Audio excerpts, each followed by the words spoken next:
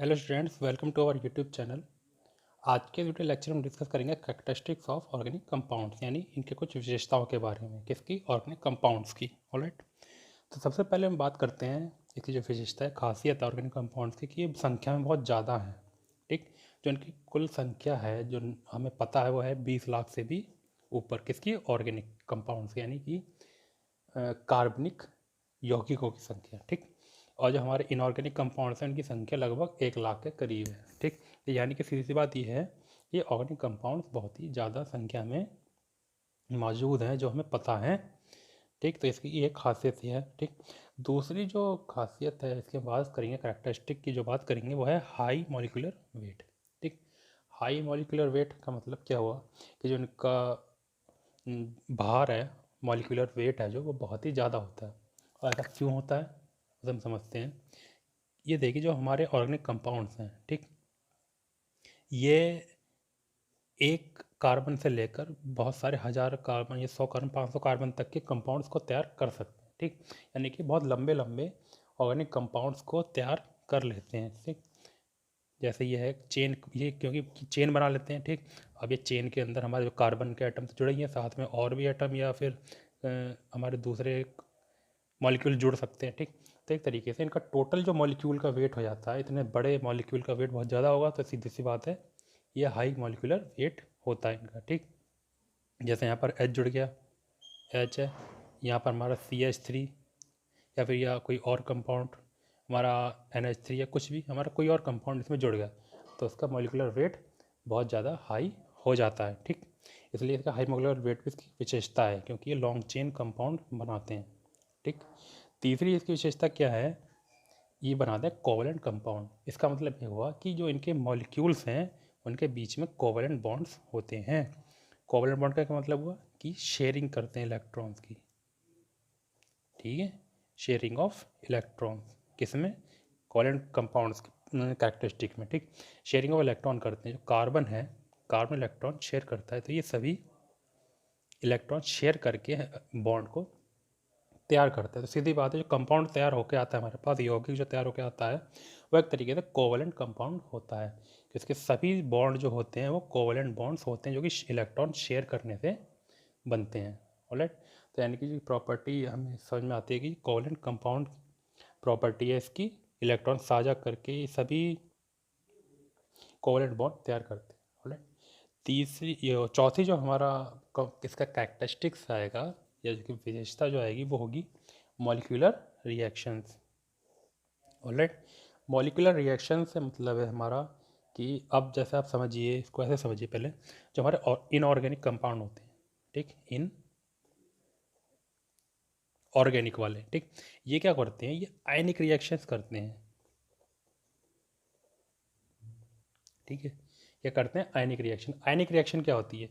Suppose कोई A B compound था, ये रिएक्शन करके टूट जाता है A+ एंड B- आयंस के अंदर। ठीक, अब ये आयंस ही रिएक्ट करते हैं, प्लस वाला माइनस से जाकर चिपकता है, B- वाला प्लस से जाकर चिपक जाता है रिएक्शन के अंदर। ठीक, तो एक तरीके से आयनिक रिएक्शन का कारण होते हैं क्या, इनऑर्गेनिक कंपाउंड के अंदर आयनिक रिएक्शन किस वजह से होती है? आयंस की वजह से, इसलिए कहला जाती है आयनिक रिएक्शन, क्योंकि इसके अंदर ये कंपाउंड टूट जाता है आयंस के अंदर, जो दो डिफरेंट चार्जेस के उनके आयंस के अंदर टूट जाता है। ठीक, लेकिन हम जब ऑर्गेनिक की बात करते हैं, ऑलराइट, ऑर्गेनिक के अंदर क्या होते हैं? Covalent bonds. ठीक है, इसमें होते हैं कोवलेंट बॉन्ड। अब कोवलेंट बॉन्ड की जब भी रिएक्शन होती है ऐसे कंपाउंड्स की, ऐसे केमिकल्स की, तो ये आयंस नहीं बनाते हैं। ठीक है, ये इस तरीके के आयंस नहीं बनाते हैं क्या, कोवलेंट ऑर्गेनिक कंपाउंड या फिर कोवलेंट कंपाउंड जो होते हैं वो इस तरीके के आयंस नहीं बनाते। इनकी जो रिएक्शन होती है वो मॉलिक्यूलर रिएक्शन होती है।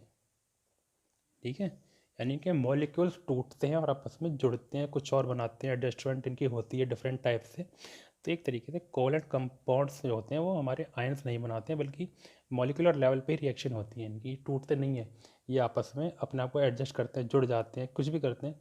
ठीक, ये लेकिन होता सारा काम इनका मॉलिक्यूलर लेवल पे ही है। ठीक है, होता क्या है, इनमें जब रिएक्शन कराई जाती है, सपोज मान लीजिए हमारे पास कोई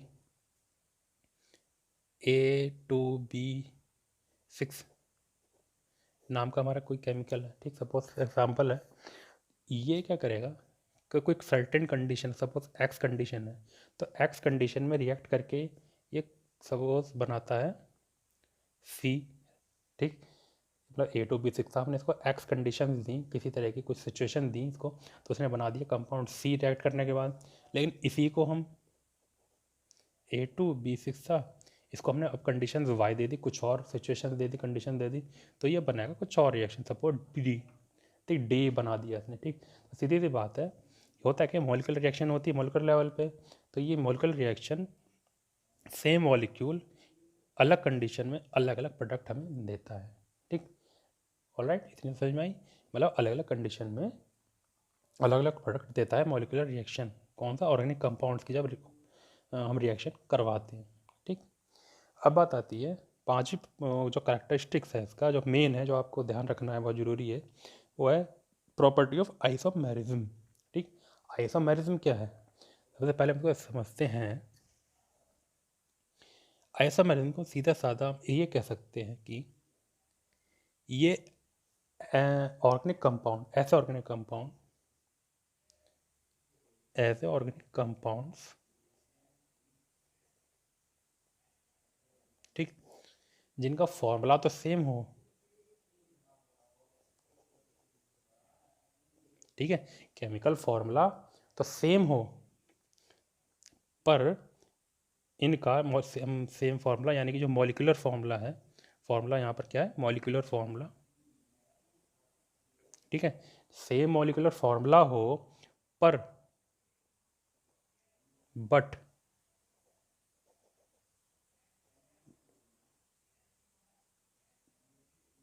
डिफरेंट स्ट्रक्चर हो, ठीक है, सेम फार्मूला हो बट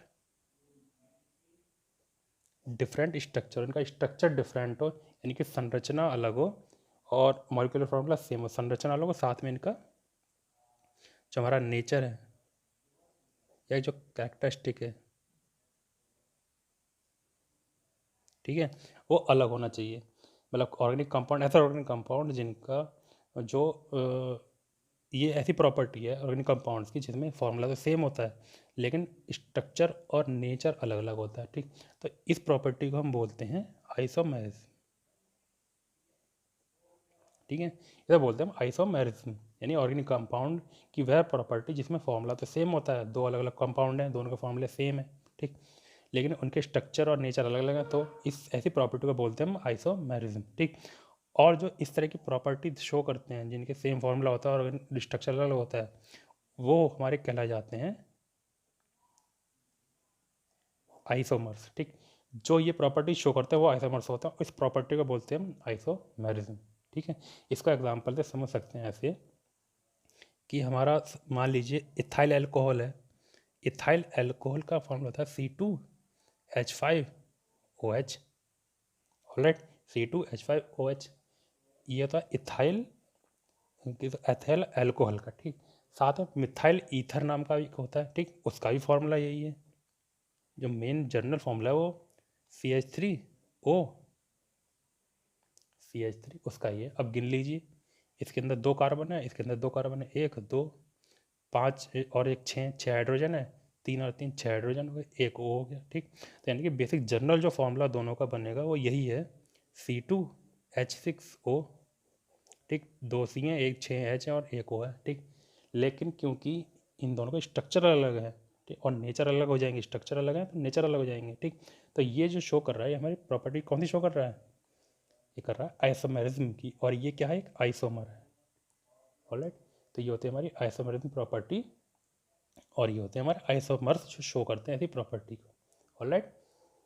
तो अच्छा, ये थे हमारे कैरेक्टरिस्टिक ऑर्गेनिक कंपाउंड्स के, ठीक। नेक्स्ट लेक्चर में बात करेंगे इसकी क्लासिफिकेशन ऑफ ऑर्गेनिक कंपाउंड की, यानी कि उनका जो वर्गीकरण किया गया है वो कैसे करा गया है, किस आधार पर करा गया है, ऑलराइट। Thank you.